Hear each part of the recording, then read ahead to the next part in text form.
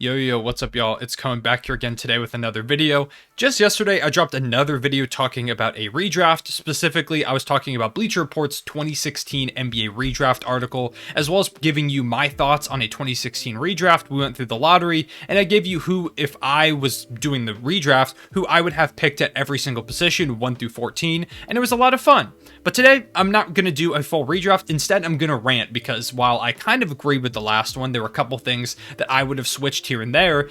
I don't agree with this one very much. I think the top two picks are right, and that's almost about it. So we're going to go through this. Last time I started at the top of the article because I didn't want to spoil it. But when we look at the 2018 draft, a draft that I think could be one of the best of all time, eventually, obviously it's way too early to say. We're only 3 years into these players' careers, but there's so many great players in this draft class, as you will see as we go through this. I kind of want to drop a full video talking about why I think the 2018 draft class is so good. So if you want to see that, let me know in the comment section below right now so I know that you want to see it. But obviously, number one overall is Luka Doncic. There's no question. My one claim to fame for draft prospects is that I was firmly in the camp that believed Luka should have gone first overall in 2018. I liked Deandre Ayton. I liked him going into the draft, but Luka Doncic felt like, to me, the guy that should have gone number one overall, and that is obviously still the case. Luka is a generational type player, going to be one of the greatest players of all time. Of course, the Suns go with him here, add him to Devin Booker to create a ridiculous guard tandem that's going to dominate the league, and Luka gets some help in this scenario as opposed to him having to play with Kristaps, who isn't quite living up to expectations. Obvious number one. That's not what I'm mad about. Number two, Trae Young. I think Trae Young is also a pretty obvious pick. You don't really go outside of Trae Young here. There's some other players that you could maybe kind of consider, but number two is Trae Young. He just led his team to the Eastern Conference Finals within a couple of games of making it to the NBA Finals, something that me and a lot of other people, in fact, most people, didn't expect him to be able to do so early in his career. He got past the Philadelphia 76ers, who were the 1 seed, dealt quickly with the New York Knicks that a lot of people picked to beat the Atlanta Hawks. Not me. And in the Eastern Conference Finals, gave the Bucks a tough time, despite Trae Young being hurt. Giannis also hurt in that series, so, a little bit of back and forth. But the fact that they gave them such a tough time was huge, and Trae Young's ability to play make, the way that he's almost already mastered the art of the pick and roll, it's really, really impressive from Trae Young. He is great. He's the number two. Now, if you ask me, number three should be Shai Gilgeous-Alexander, and I don't think that's a question. I think he is 100% the third best guy in this draft up to this point, and he would go third overall in a redraft if we were to do it right now. Bleacher Report doesn't agree. In fact, they don't agree with two different players. At number three, they have Michael Porter Jr. I like Michael Porter Jr. a lot. He had a really good season this past year, and I think he is kind of in line for a breakout season, mainly due to the fact that Jamal Murray is going to miss some time, and the Nuggets are desperately going to need someone to step up and provide some offense. The problem with Michael Porter Jr. is they're going into the last time we did this draft in 2018, were injury concerns. That's why he fell to 14th. He's a 6'10 shooter that really can kind of just hit shots in anyone's face, kind of like a Kevin Durant. Not saying he is Kevin Durant, but in a similar fashion where he's really, really difficult to guard.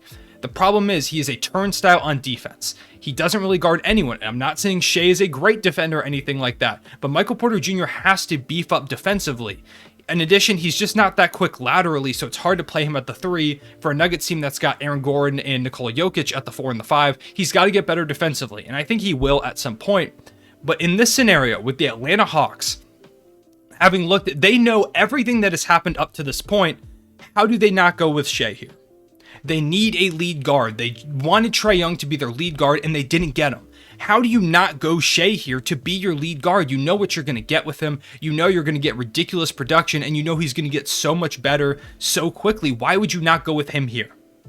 Doesn't make sense to me. I like Michael Porter Jr. He's not on Shai's level yet. Then at number 4, Deandre Ayton, the past number 1 overall pick back in 2018. He is really good, and it makes sense. The Memphis Grizzlies, at this point, they bring in a big man. They brought in Jaren Jackson Jr. originally. Here they bring in DeAndre Ayton. It does make sense. But once again, I like Shai better as the pick here. Shai is just a better player at this point, and in the current league, it's very guard dominated. Most of the teams that win championships have really good guards. Occasionally, you have a great forward as well. It's rare that you have a team that wins it all with their best player being a center. I think that'll change at some point soon, because I could definitely see the Nuggets winning a championship with Nikola Jokic, but it's really a guard and perimeter dominated league. Deandre Ayton is really, really good despite not being either of those things, a guard or a perimeter player, but I think they would go Shai here.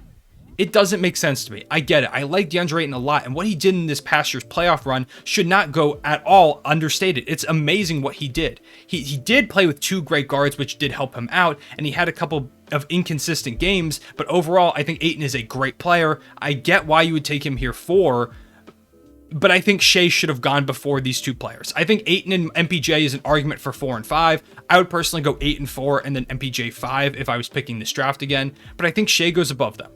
Finally, at number 5, Shai goes to the Dallas Mavericks. The Mavericks get a steal here at the 5th overall pick. He should have gone so much earlier, but whatever. I guess this is there.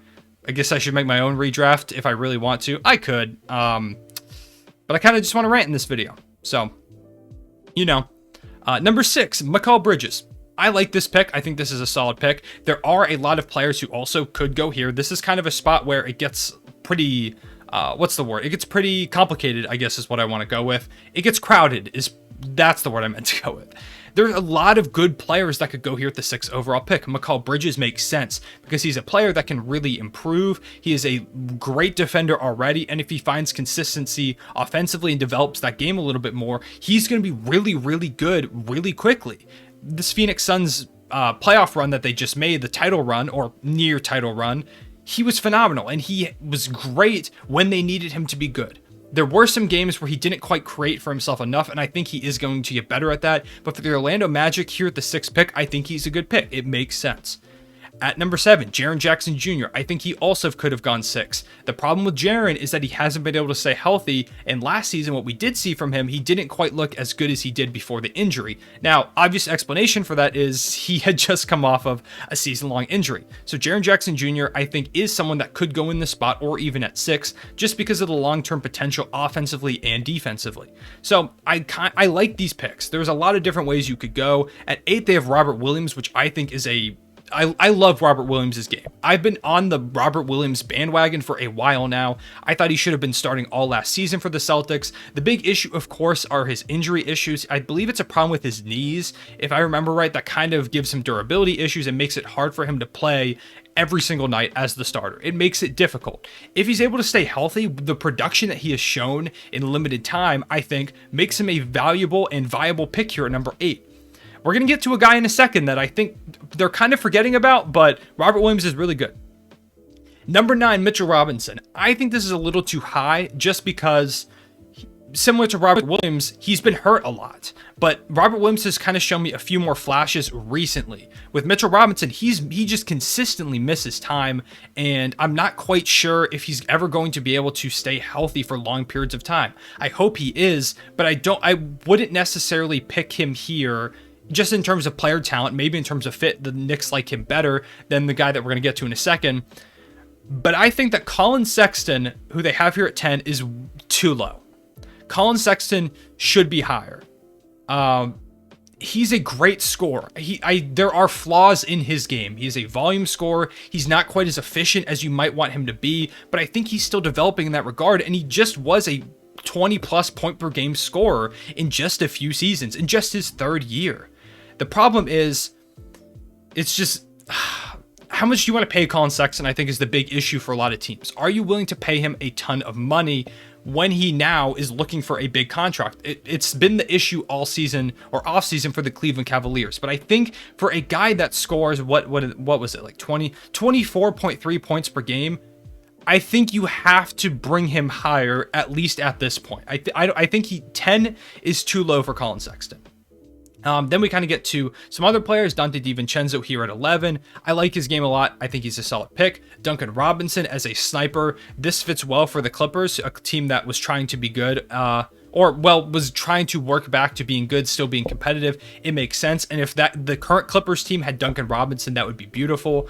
Miles Bridges, I feel like is almost too low. I really like Miles Bridges' game. I think he's really good. Well, obviously he's really good, but the way that he was so efficient, and I really wish there was a starting role for him in Charlotte this season, but I don't think there's going to be. With Gordon Hayward, obviously, they want to start PJ Washington. I think Plumlee starts. It's just too crowded of a front court at the moment for him to get real starting minutes, and that sucks because I think Miles Bridges has a ton of potential, but he needs to get more minutes to really show and kind of spread his wings to show what he's capable of. For the Denver Nuggets, they've got him taking Wendell Carter Jr. I like this pick. Wendell Carter Jr. had a great end of the season with the Charlotte Hornets, with the Orlando Magic, and I think he's in for a big year. Devontae Graham going at number 15, solid. D'Anthony Melton here at 16, Jalen Brunson at 17, Kevin Huerter at 18. I think he could even go higher just because of the skills that he's shown, especially through this playoff run. Jae'Sean Tate going here at 19, originally undrafted. That's solid. Javon Carter here at 20 might be high. Who's after him? Kendrick Nunn. I think Kendrick Nunn goes above Javon Carter.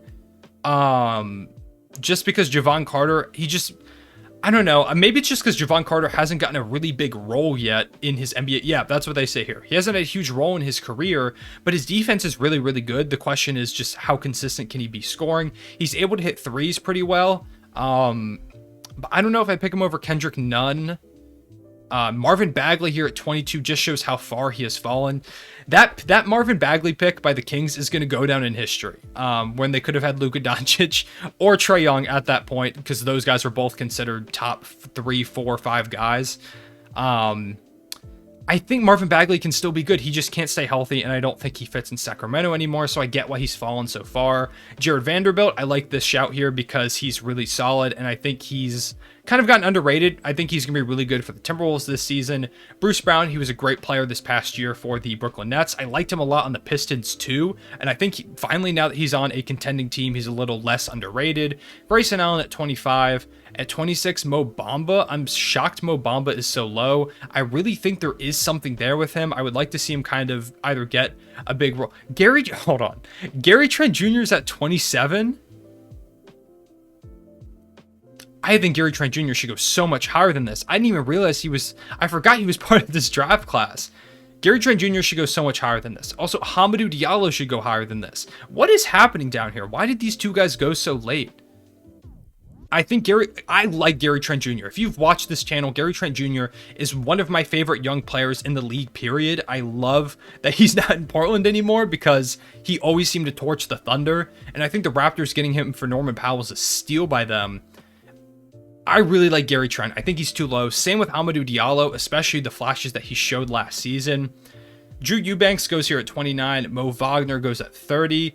And that is their redraft. So let me know what you think about this. I think it was not great. There were a lot of things I would have changed. Obviously, I think the top 5 should have been reworked. 3 through 5 specifically should have been reworked. But let me know what you think about this. Shai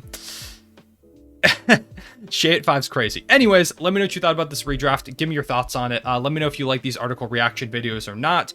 Leave a like. Make sure to subscribe. I appreciate y'all watching. I'll see you later. Real One Say It Back.